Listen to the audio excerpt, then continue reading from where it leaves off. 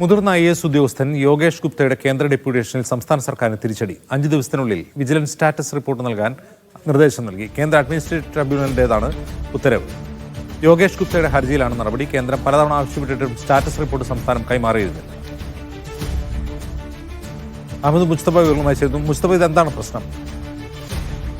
അജിത്ത്, കേരളം വിട്ട് കേന്ദ്ര സർക്കാരിന് കീഴിലുള്ള പദവിയിലേക്ക് ഡെപ്യൂട്ടേഷനിലേക്ക് പോകാൻ വേണ്ടി യോഗേഷ് ഗുപ്ത പലതവണ സംസ്ഥാന സർക്കാരിന് മുന്നിൽ അപേക്ഷ നൽകിയിരുന്നു. പക്ഷേ ഒരു സ്റ്റാറ്റസ് റിപ്പോർട്ട് കേന്ദ്രത്തിന് അയച്ചു നൽകാത്തത് അദ്ദേഹത്തിന്റെ ട്രാൻസ്ഫറിനും അല്ലെങ്കിൽ ഡെപ്യൂട്ടേഷൻ ഉൾപ്പെടെ കാര്യമായി തന്നെ ബാധിച്ചു. ഈ നടപടി ചോദ്യം ചെയ്താണ് അദ്ദേഹം സെൻട്രൽ അഡ്മിനിസ്ട്രേറ്റീവ് ട്രൈബ്യൂണലിന്റെ എറണാകുളം ബെഞ്ചിനെ സമീപിച്ചിരിക്കുന്നത്. കഴിഞ്ഞ 2-3 ദിവസമായി സംസ്ഥാന സർക്കാരിനോട് ആ വിഷയവുമായി ബന്ധപ്പെട്ട് വിശദീകരണമൊക്കെ കഴിഞ്ഞ 2-3 സിറ്റിംഗിൽ ചോദിക്കുകയും ചെയ്തിരുന്നു.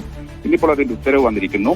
5 വർക്കിംഗ് ഡേയ്സിനകത്ത്, 5 പ്രവൃത്തി ദിവസത്തിനകത്ത് സ്റ്റാറ്റസ് റിപ്പോർട്ട് കേന്ദ്രത്തിന് അയച്ചു നൽകണമെന്നാണ്. നേരത്തെ തന്നെ കേന്ദ്രം പലതവണ ആവശ്യപ്പെട്ടിട്ടും അത് നൽകാൻ കഴിയില്ല. അതിനൊരു തവണ CAT-യിൽ സംസ്ഥാന സർക്കാർ മറുപടി നൽകിയത് പലതരത്തിലുള്ള സർവീസ് മാറ്ററുമായി ബന്ധപ്പെട്ട അന്വേഷണങ്ങൾ നടന്നുകൊണ്ടിരിക്കുകയാണ്. ആ ഒരു ഘട്ടത്തിൽ അത് നൽകാൻ കഴിയില്ല എന്നാണ് സംസ്ഥാന സർക്കാർ അറിയിച്ചത്. സ്വാഭാവികമായും അതുൾപ്പെടെ ഇന്ന് CAT-യിൽ ചർച്ചയായി, അല്ലെങ്കിൽ അതുമായി ബന്ധപ്പെട്ട കാര്യങ്ങൾ ട്രൈബ്യൂണൽ അന്വേഷിക്കുകയും അതുമായി ബന്ധപ്പെട്ട പരിഹാരങ്ങൾ നിർദ്ദേശിക്കുകയും ചെയ്തു.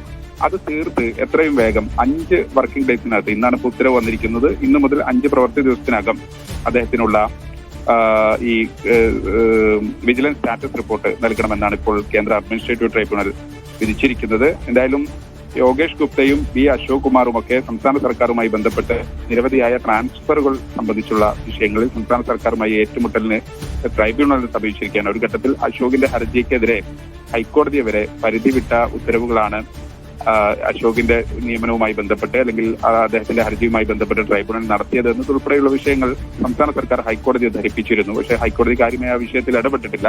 ഇനിയിപ്പോ ഈ വിഷയവുമായി ബന്ധപ്പെട്ട്, യോഗേഷ് ഗുപ്തയുടെ വിഷയവുമായി ബന്ധപ്പെട്ട് സംസ്ഥാന സർക്കാരിന്റെ നടപടി എന്തായിരിക്കും എന്നതും ശ്രദ്ധേയമാണ്. ശരി, മുസ്തഫ.